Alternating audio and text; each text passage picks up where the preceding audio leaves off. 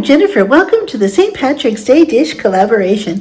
This collaboration is hosted by Simply Grace Lifestyle, Jean Home Decor and More, My Mountain Home and Kitchen, and me, Jennifer at Home. Be sure to check out these great channels for great inspiration, and don't forget to hit the like button and subscribe. For my recipe today, I'm going to be making a wonderful, easy Irish soda bread. I'm going to be adding in 1 cup of milk, 2 tablespoons of distilled white vinegar, 2 cups of all-purpose flour, a tablespoon of sugar, a half teaspoon of salt, and a half teaspoon of baking soda. That's all we need to make a wonderful, delicious Irish soda bread. To start off, I have 1 cup of milk, and I'm going to add in 2 tablespoons of distilled white vinegar.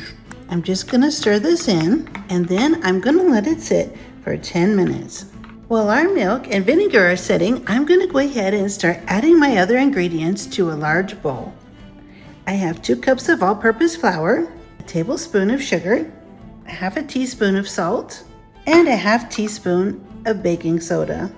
I'll just take a small whisk and just whisk everything together so it's already pre-mixed really nicely. I've also lined my baking sheet with parchment paper. This is what we're going to use to bake our Irish soda bread. I'll also preheat my oven to 400 degrees. It has been 10 minutes, and what we wanted this to do, we wanted our milk to curdle after 10 minutes when we poured in the vinegar. You can see it's nice and thick and frothy. So we're going to go ahead and pour this in, gradually stirring as we pour it right into the flour mixture.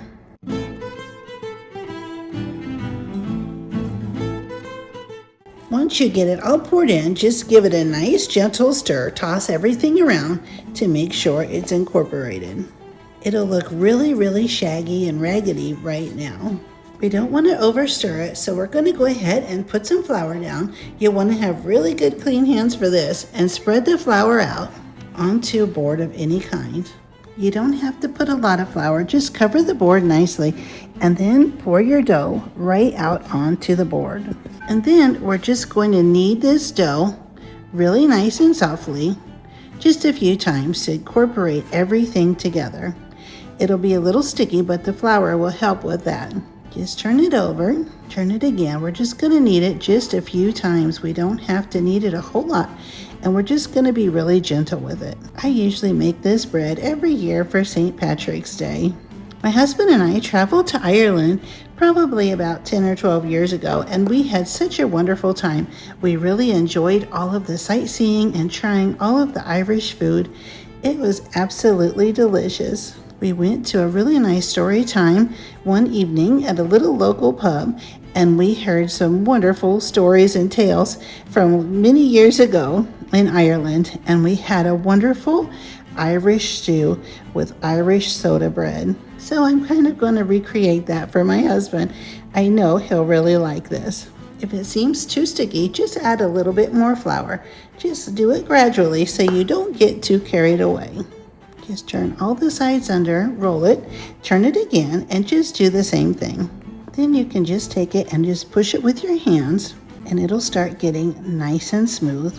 We don't want to overwork our dough, so we're just going to stop right there. And we have a really nice dough that looks like a really great big bun. We're going to put this on our parchment lined tray, and we're going to take a really sharp knife and just put a big cross right on the top. This is going to help the bread keep its shape and also let out any steam that it may gather up inside. Our oven is preheated and ready, and now we're going to put our bread in, and we'll let our Irish soda bread bake for about 45 minutes until it's golden brown.